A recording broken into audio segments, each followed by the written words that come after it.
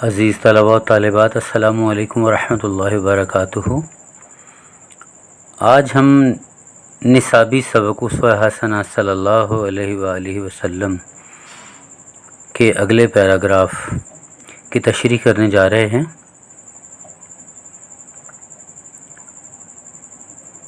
مولانا سید سلیمان ندوی رحمۃ اللہ علیہ فرماتے ہیں، بادشاہ ہو یا گدا، امیر ہو یا غریب، حاکم ہو یا محکوم، قاضی ہو یا گواہ، افسر ہو یا سپاہی، استاد ہو یا شاگرد، عابد و زاہد ہو یا کاروباری، غازی ہو یا شہید، توحید کا نور، اخلاص کی روح، قربانی کا ولولہ، خلق کی ہدایت اور رہنمائی کا جذبہ، اور بالآخر ہر کام میں خدا کی رضا طلبی کا جوش ہر ایک کے اندر کام کر رہا تھا۔ وہ جو کچھ بھی ہو، جہاں بھی ہو، یہ فیضان حق سب میں یکساں اور برابر تھا۔ بیٹے، جتنا میں نے حصہ پڑھا ہے یہ ایگزامینیشن پوائنٹ آف ویو سے بہت ہی زیادہ اہم ہے۔ اس سے آگے سید سلیمان ندوی فرماتے ہیں، راستوں، رنگوں اور مذاقوں کا اختلاف تھا، مگر خدا ایک تھا، قرآن ایک تھا، رسول صلی اللہ علیہ وسلم ایک تھا، اور قبلہ ایک تھا۔ ہر رنگ، ہر راستہ اور ہر کام سے مقصود دنیا کی درستی، خلق کی ہمدردی، خدا کے نام کی اونچائی، حق کی ترقی، اور ان کے سوا کوئی چیز ان کے پیش نظر نہ تھی۔ جی بیٹے، یہ اب مکمل پیراگراف ہو چکا ہے۔ سید سلیمان ندوی رحمۃ اللہ علیہ اس پیراگراف میں یہ بتاتے ہیں اور مختلف پیشوں، مختلف عہدوں سے تعلق رکھنے والے لوگوں کی بات کرتے ہوئے کہتے ہیں کہ بادشاہ ہو یا گدا، بادشاہ ملک کے سربراہ کو کہتے ہیں جو عوام کی بھلائی کے لیے کام کرتا ہے اور اپنی عوام کی خوشحالی کو یقینی بنانے کی کوشش کرتا ہے۔ اور گدا کسے کہتے ہیں؟ فقیر کو، یعنی کہ فقیر فقر کی زندگی اختیار کرتا ہے۔ دنیاوی فقیر تو مانگتا ہے اور دنیا بنانے کی کوشش میں لگا رہتا ہے، لیکن آپ صلی اللہ علیہ وسلم کی خدمت میں آنے والا فقیر صاحب فقر ہو جاتا ہے۔ جیسا کہ سید سلیمان ندوی رحمۃ اللہ علیہ نے فرمایا کہ بادشاہ ہو یا گدا، کہ آپ صلی اللہ علیہ وسلم کی محفل مبارک میں آنے والا بادشاہ ہو یا فقیر ہو، امیر ہو یا غریب ہو، یعنی کہ دولت مند ہے یا غریب ہے، حاکم ہو یا محکوم ہو۔ حاکم کہتے ہیں حکم چلانے والے کو، حکمران کو، اور محکوم کہتے ہیں جس پر حکم چلایا جائے۔ جیسا کہ بادشاہ اور رعایا، قاضی ہو یا گواہ، قاضی جو فیصلہ کرنے والا ہوتا ہے، لوگوں کے جھگڑوں کا فیصلہ کرنے والا وہ قاضی ہے، اور گواہ جو ہے جو جھگڑے میں صحیح یعنی حق کا فیصلہ کرنے کے لیے اپنی گواہی دیتا ہے، تو قاضی ہو یا گواہ، افسر ہو یا سپاہی، استاد ہو یا شاگرد، عابد و زاہد ہو، عابد کہتے ہیں عبادت کرنے والے کو، اور زاہد کہتے ہیں تقوی اختیار کرنے والے کو، پرہیزگار کو کہتے ہیں، یا کاروباری۔ کاروباری کس کو کہتے ہیں؟ جو تجارت کرنے والا ہو، کاروبار کرنے والا ہو، اپنی اشیاء خرید و فروخت کرنے والا ہو، پہلے خریدتا ہو بعد میں انہیں منافع پر سیل کرتا ہو۔ غازی ہو یا شہید، غازی اسے کہا جاتا ہے جو دین اسلام کی خاطر جنگ کرے اور جنگ کرنے کے بعد وہ زندہ واپس لوٹے، اسے غازی کہا جاتا ہے۔ اور شہید جو اللہ کی راہ میں اپنی جان قربان کر دے اسے شہید کہا جاتا ہے۔ یہ مختلف پیشوں کے لوگوں کا جو ذکر کیا ہے انہوں نے بتایا ہے کہ حضور صلی اللہ علیہ وسلم کی محفل مبارک میں آنے والے امیر غریب لوگ جو ہیں اور دیگر شعبوں سے پیشوں سے منسلک لوگ، یہ سب کے سب نبی کریم صلی اللہ علیہ وسلم کی جو کاز تھی، جو مقصد تھا، اس پر سب متحد تھے، متفق تھے۔ میں اس میں یہ اضافہ کرنا چاہوں گا کہ آپ صلی اللہ علیہ وسلم کی محفل مبارک میں آنے والے لوگ، ان میں حبشہ کا نجاشی بادشاہ اسمحہ، فردامان کا رئیس ذوالقلع، حمیر کا رئیس عامر بن شہر، قبیلہ ہمدان کا رئیس فیروز ویلمی رضی اللہ تعالیٰ عنہ اجمعین، مرکبود یمن کے رئیس عبید و جعفر عمان کے رئیس۔ دوسری طرف غلاموں کی فہرست ہے، حضرت سیدنا بلال رضی اللہ تعالیٰ عنہ بھی وہی ہیں جہاں یہ بادشاہ ہیں، صہیب رضی اللہ تعالیٰ عنہ بھی وہی ہیں، خبیب رضی اللہ تعالیٰ عنہ، عمار رضی اللہ تعالیٰ عنہ، ابو فقیہ رضی اللہ تعالیٰ عنہ، کہ جیسے غلام آپ صلی اللہ علیہ وسلم کی خدمت میں ہیں۔ اس کے علاوہ دوسرے ملکوں سے آنے والے اور نبی کریم صلی اللہ علیہ وسلم کی بارگاہ اقدس میں علم حاصل کرنے والے ابو بکر و عمر، علی و عثمان، طلحہ و زبیر رضوان اللہ علیہ اجمعین مکہ کے قریشی طالب علم ہیں۔ ابو ذر اور انیس رضی اللہ تعالی عنہم اجمعین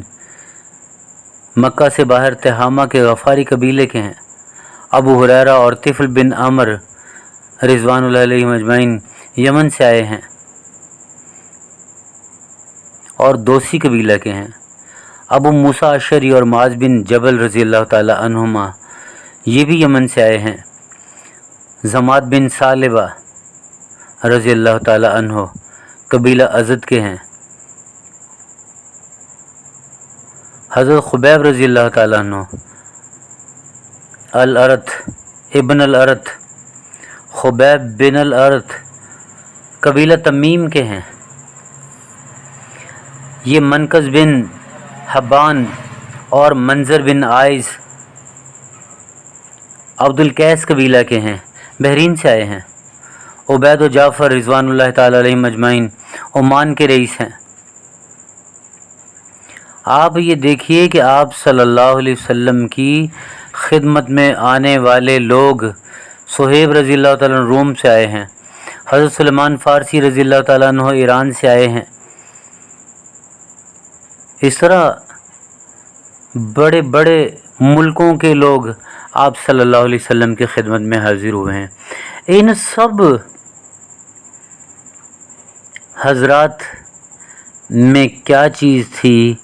جو یکساں پائی جاتی تھی؟ وہ تھی توحید کا نور، کہ اللہ جل شانہ وحدہ لا شریک ہیں، ان کے سوا کوئی خالق نہیں ہے، مالک نہیں ہے، رازق نہیں ہے، وہی ہے جو تمام کائنات کو پالتا ہے، وہی ہے جو لائق عبادت ہے۔ اخلاص کی روح، اخلاص کہتے ہیں خلوص کو، خلوص سے کیا ہوا عمل، اخلاص کی ضد دکھاوا ہے۔ اور نبی کریم صلی اللہ علیہ وسلم کی خدمت میں حاضر ہونے والے جن صحابہ کے نام میں نے ابھی آپ کو سنائے ہیں، اور اس کے علاوہ 1,24,000 کم و بیش انبیاء صحابہ اکرام رضوان اللہ علیہم اجمعین جو تھے، ان سب میں یہی چیز پائی جاتی تھی کہ ان کا مقصد خالص تھا، وہ اللہ جل شانہ کی عبادت بھی اخلاص سے کیا کرتے تھے، وہ لوگوں کی خدمت بھی اخلاص سے کیا کرتے تھے، وہ نبی کریم صلی اللہ علیہ وسلم کے علوم کو حاصل بھی اخلاص سے کیا کرتے تھے۔ ان کا چلنا پھرنا، اٹھنا بیٹھنا، کاروبار، عبادات، یہ تمام کی تمام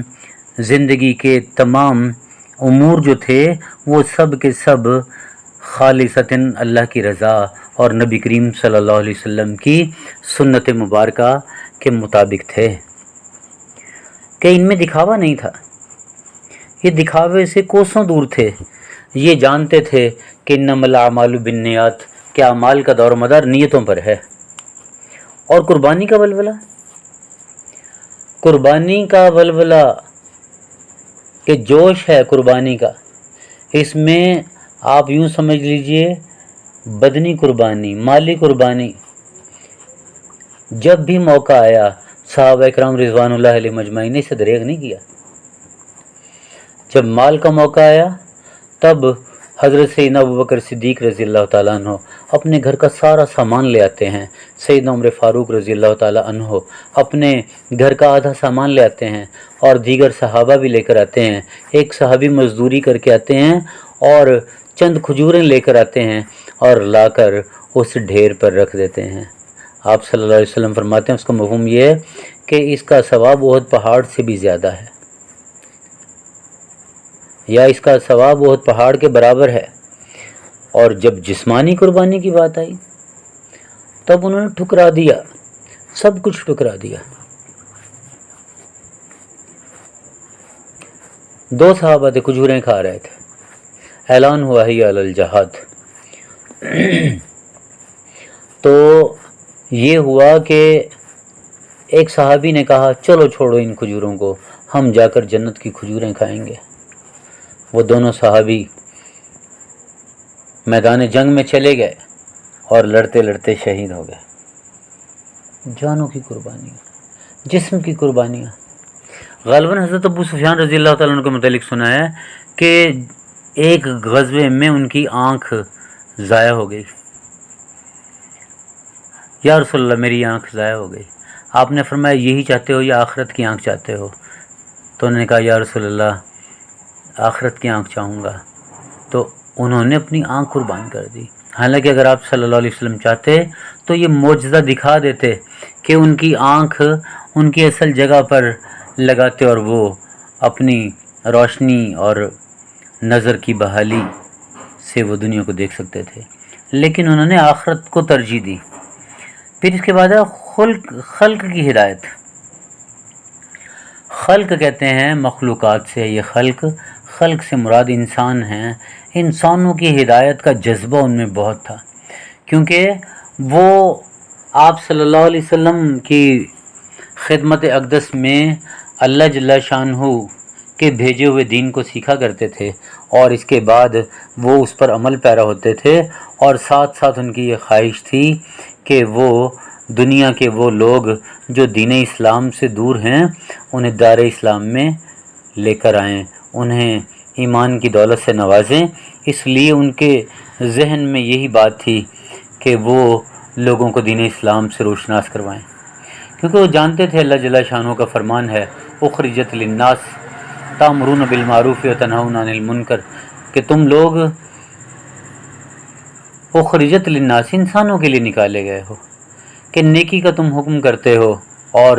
برائی سے بچنے کی تلقین کرتے ہو۔ یہ مفہوم ہے آیت مبارکہ کا، یعنی کہ ان کے ہاں جذبہ اس قدر تھا کہ ان کا ساتھی دوست رشتہ دار وہ اسلام کو قبول کر لے اور وہ جہنم سے جانے سے بچ جائے، جہنم میں جانے سے بچ جائے۔ رہنمائی کا جذبہ، رہنمائی کا مطلب ہوتا ہے راستہ نمایاں کر دینا، راستہ روشن کر دینا، راستہ دکھا دینا۔ یعنی کہ صحابہ اکرام رضوان اللہ تعالیٰ علیہ مجمعین جب بھی کسی دوسرے شخص کو کسی اور عمل پر دیکھتے اور انہیں اس کے بارے میں علم ہوتا کہ آپ صلی اللہ علیہ وسلم نے اس معاملے میں یہ فرمایا ہے، تو وہ اپنے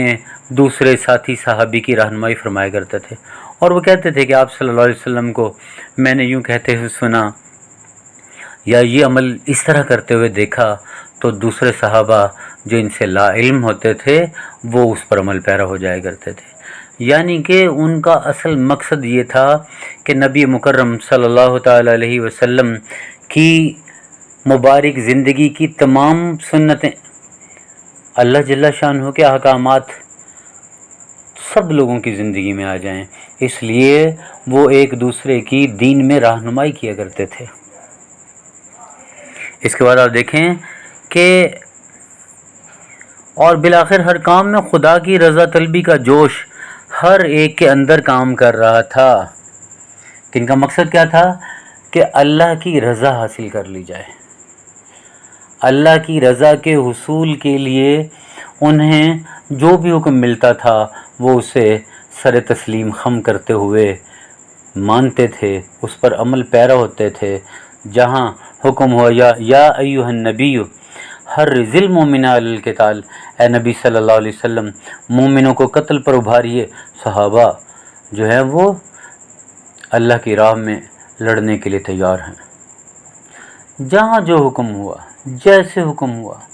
صحابہ نے اس پر کسی قسم کا لت و لال نہیں کیا۔ اس میں ایسا نہیں ہے کہ صحابہ نے اسے ماننے سے انکار کیا ہو، دل سے تسلیم کیا، دل سے مانا ان احکامات کو، اور اللہ جل شانہ نے ان کے دلوں کا امتحان لیا۔ جیسے کہ اللہ تعالیٰ نے قرآن کریم میں ارشاد فرمایا، اس کا مفہوم یہ ہے کہ اللہ نے ان کے دلوں کا ایمان لیا کہ وہ تقوی پرہیزگاری میں کیسے ہیں، اور پھر ان کو یہ سرٹیفکیٹ دیا کہ یہ لوگ کامیاب ہیں، یہ لوگ دل سے اللہ جل شانہ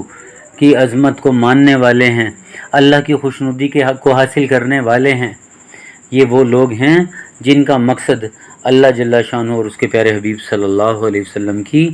پیروی کرنا ہے اور ان احکامات کو ماننا ہے اور ان پر عمل پیرا ہونا ہے۔ جیسا کہ وہ یہ جانتے تھے کہ اللہ جل شانہ نے قرآن کریم میں ارشاد فرمایا، یا ایھا الذین آمنوا اطیعوا اللہ واطیعوا الرسول،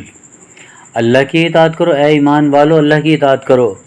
اور اس کے رسول صلی اللہ علیہ وسلم کی اطاعت کرو، وَأُولِي الْأَمْرِ مِنْکُمْ، اور ان میں سے وہ لوگ جو راسخین فی العلم ہیں ان کی اطاعت کرو۔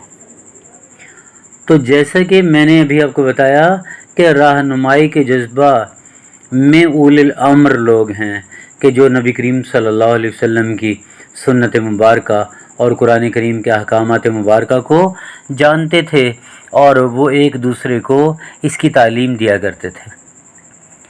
جسے نہیں پتہ ہوتا تھا اسے بتا دیتے تھے، خود بھی عمل پیرا ہوتے تھے، اپنے ساتھیوں کو بھی اس پر عمل پیرا ہونے کی تلقین کیا کرتے تھے۔ تو صحابہ اکرام رضوان اللہ تعالیٰ علیہ مجمعین جو ہیں ان کا مقصد کیا تھا؟ کہ اللہ کی رضا کو حاصل کرنا۔ آپ دیکھیں کہ جب انہوں نے نبی کریم صلی اللہ علیہ وسلم کے ہر حکم پر سر تسلیم خم کیا، تب اللہ جل شانہ نے ان کو ایک ڈگری دی، رضی اللہ عنہم ورضوا عنہ، اللہ تعالیٰ ان سے راضی ہو گیا، اور اللہ تعالیٰ نے جب انعامات کی بارش کی تب اللہ سے وہ راضی ہو گئے۔ اور پھر دیکھیں نا کہ ان لوگوں کے جذبے کو، جوش کو، ولولے کو، قربانی کو، ان لوگوں کے اخلاص کو، خلق کی ہدایت اور اپنے اخلاقیات کی بناوٹ اور لوگوں کی رہنمائی کے جذبے کی وجہ سے اللہ جل شانہ نے جب دین اسلام کی تکمیل کی آیت مبارکہ نازل فرمائی تب اللہ نے فرمایا، الیوم اکملت لکم دینکم واتممت علیکم نعمتی ورضیت لکم الاسلام دینا، کہ الیوم آج کے دن، اکملت لکم دینکم میں نے تم پر تمہارا دین مکمل کر دیا، واتممت علیکم نعمتی اور تم پر اپنی نعمت تمام کر دی، ورضیت اور پسند کر لیا، لکم الاسلام دینا تمہارے لیے دین اسلام کو۔ یہ تھی صحابہ کی محبت کہ دین اسلام کی تکمیل کی آیت مبارکہ بھی نازل ہوئی اور دین اسلام کی تکمیل کے ساتھ ساتھ اللہ کی نعمت کے پورے ہونے یعنی کہ مکمل ہونے کی بات بھی ہوئی، اور اللہ جل شانہ نے یہ بھی فرما دیا کہ میں نے تمہارے لیے دینوں میں دین اسلام کو سب سے زیادہ پسندیدہ قرار دیا۔ یہ تھی صحابہ اکرام رضوان اللہ علیہ مجمعین کی محبت، یہ تھی صحابہ اکرام رضوان اللہ تعالی علیہ مجمعین کا ذوق شوق، یہ تھی اطاعت اللہ اور اطاعت رسول کہ وہ رضی اللہ عنہم ورضوا عنہ کا پروانہ لے کر سرخ رو ہو گئے۔ ایک شاعر نے کیا خوب کہا ہے، ایمان ایک نام ہے حب رسول کا، ایمان ایک نام ہے حب رسول کا، ہے خلد کی بہار محبت رسول کی۔ ایمان کیا چیز ہے؟ نبی کریم صلی اللہ علیہ وسلم سے محبت، اور جنت کی بہار وہ کیا ہے؟ وہ بھی آپ صلی اللہ علیہ وسلم کی محبت ہے۔ یعنی کہ جو لوگ اللہ کے نبی صلی اللہ علیہ وسلم سے پیار کرتے ہیں وہ سچے حبدار ہیں، اور آپ صلی اللہ علیہ وسلم کی محبت کرنے والا کہاں جائے گا؟ وہ جنت میں جائے گا، اور جنت کی بہاروں میں وہ غوطہ زن ہوگا، اور ہمیشہ ہمیشہ کی خوشگوار زندگی اس کا مقدر بن جائے گی، اور ایسی زندگی مقدر ہوگی جس میں نہ کوئی بڑھاپا ہے، ہمیشہ جوانی ہے۔ تو جو نبی کریم صلی اللہ علیہ وسلم کا سچا حبدار ہے، سچا تابع دار ہے، اس کے لیے ہمیشہ کی کامیابی ہے۔ ایک شاعر نے کہا ہے، دامان عقل و ہوش سہارا نہ دے مجھے، چاہت خدا کی بن گئی چاہت رسول کی، اے میری عقل اے میری ہوش کے دامن مجھے سہارے نہ دے، مجھے ورغلا مت۔ میرے لیے تو یہ سب سے اہم بات ہے کہ جو اللہ کو چاہنے والا ہے، جو نبی کریم وہ نبی کریم صلی اللہ علیہ وسلم کو چاہنے والا ہے، یہی کامیابی ہے۔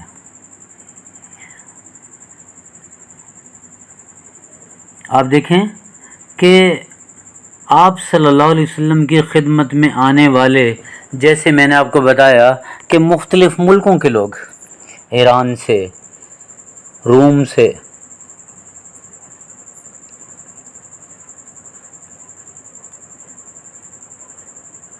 یمن سے،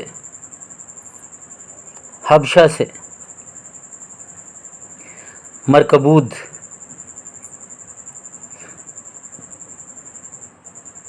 یعنی کہ دنیا کے مختلف علاقوں سے آنے والے لوگ، مختلف زبان، مختلف رسم و رواج، مختلف رنگ روپ، مختلف ذوق، یہ ساری چیزیں مختلف تھیں، لیکن ان سب میں ایک چیز کار فرما تھی، وہ تھی کہ اللہ جل شانہ وحدہ لا شریک ہے۔ اللہ جل شانہ خالق و مالک و رازق ہے، اور اللہ جل شانہ کی اتاری ہوئی کتاب قرآن مجید یہ ذریعہ ہدایت ہے کہ اللہ جل شانہ نے قرآن کریم میں ارشاد فرمایا، الف لام میم، الف لام میم، ذالک الکتاب، یہ وہ کتاب ہے، ھدی للمتقین، متقیوں کی ہدایت کا ذریعہ ہے۔ الف لام میم ذالک الکتاب لا ریب فیہ، جی الف لام میم ذالک الکتاب لا ریب فیہ ھدی للمتقین الذین یؤمنون بالغیب ویقیمون الصلاۃ ومما رزقناہم ینفقون۔ یعنی کہ اللہ جل شانہ نے قرآن کریم کی دوسری صورت مبارکہ سورہ بقرہ کے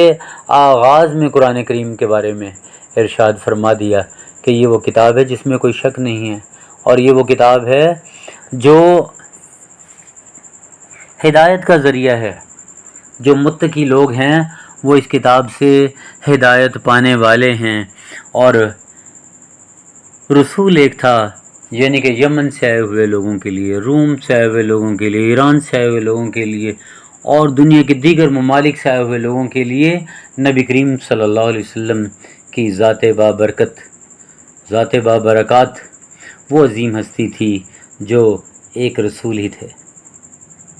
یعنی کہ سب مختلف علاقوں کے لوگ جانتے تھے کہ نبی مکرم صلی اللہ علیہ وسلم حضرت محمد مصطفیٰ احمد مجتبیٰ صلی اللہ علیہ وسلم خاتم النبیین ہیں، رسول اکرم ہیں، ان پر قرآن کریم نازل ہوا ہے۔ سب آپ صلی اللہ علیہ وسلم کی رسالت پر، آپ صلی اللہ علیہ وسلم کی نبوت پر، آپ صلی اللہ علیہ وسلم کی خاتمیت پر سب ایمان لائے ہوئے تھے، اور ان سب کا قبلہ ایک تھا کہ یہ سب بیت اللہ شریف کی طرف منہ کر کے نماز پڑھ رہے تھے۔ یعنی کہ رنگوں کا اختلاف ہونے کے باوجود، علاقوں کا اختلاف ہونے کے باوجود، اور رسوم و رواج، لباس، اطوار، زبانیں، ان سب کے اختلاف کے باوجود سب ایک بات پر متفق تھے کہ اللہ جل شانہ ایک ہے، قرآن ایک ہے، رسول ایک ہے، قبلہ ایک ہے، لیکن سب اس پر متفق تھے۔ نبی کریم صلی اللہ علیہ وسلم نے جو تعلیمات ان صحابہ کرام رضوان اللہ تعالی علیہم اجمعین کو سکھائی ہیں، یہ سچے تابع دار اور سچے حبدار بنتے ہوئے انہوں نے ان تعلیمات کو سینے سے لگایا ہے اور اس پر عمل کر کے دکھایا ہے اور کامیابیوں کو سمیٹا ہے، دنیا اور آخرت کی کامیابیوں کو سمیٹا ہے۔ اللہ نے قرآن کریم میں ارشاد فرمایا لا یخزی اللہ النبی والذین آمنوا معہ، کہ اللہ تعالیٰ قیامت کے دن اے نبی صلی اللہ علیہ وسلم آپ کا اور آپ کی مائیت میں ایمان لانے والوں کو مواخذہ نہیں کرے گا، اس لیے کیونکہ اللہ جل شانہ اپنے صحابہ کے دلوں کے امتحان لے چکے ہیں اور انہیں کامیاب قرار دے چکے ہیں۔ اور ہمارے مصنف سید سلیمان ندوی رحمۃ اللہ علیہ آگے لکھتے ہیں، ہر رنگ، ہر راستہ اور ہر کام سے مقصود دنیا کی درستی تھی۔ یعنی کہ یہ مختلف علاقوں کے لوگ مقصد زندگی کیا بنائے ہوئے تھے کہ ان کا مقصد دنیا کی درستی تھا، کہ ان کی دنیا جو ہے وہ حق پر گزر جائے، نبی کریم صلی اللہ علیہ وسلم کی تعلیمات مبارکہ پر عمل پیرا ہو کر گزر جائے اور اللہ جل شانہ کی یہ خوشنودی حاصل کر لیں۔ خلق کی ہمدردی کہ یعنی کہ ان کے دل میں ایک درد تھا، وہ درد یہ تھا کہ تمام انسانیت اللہ جل شانہ کو وحدہ لا شریک ماننے والے بن جائیں اور نبی کریم صلی اللہ علیہ وآلہ وسلم کو نبی آخر الزماں مانیں اور اس کے ساتھ ساتھ ان کی تعلیمات پر عمل پیرا ہوں اور دنیا میں بھی کامیاب ہو جائیں اور آخرت بھی ان کی سنور جائے۔ خدا کے نام کی اونچائی، یعنی کہ ان کا مقصد کیا تھا؟ اللہ اکبر، کہ اللہ کا نام لینے والا ہر شخص بن جائے، وہ یہ جان لے کہ پوری کائنات جو ہے اس کا خالق اللہ ہے، پوری کائنات کو پیدا کرنے والا اللہ ہے، پہاڑ، دریا، سمندر، جمادات، حیوانات، نباتات، یہ تمام کی تمام چیزیں اللہ جل شانہ کی پیدا کی ہوئی ہیں، اور اللہ وہی ہے، جیسے ہم پڑھتے ہیں اللہ لا الہ الا ہو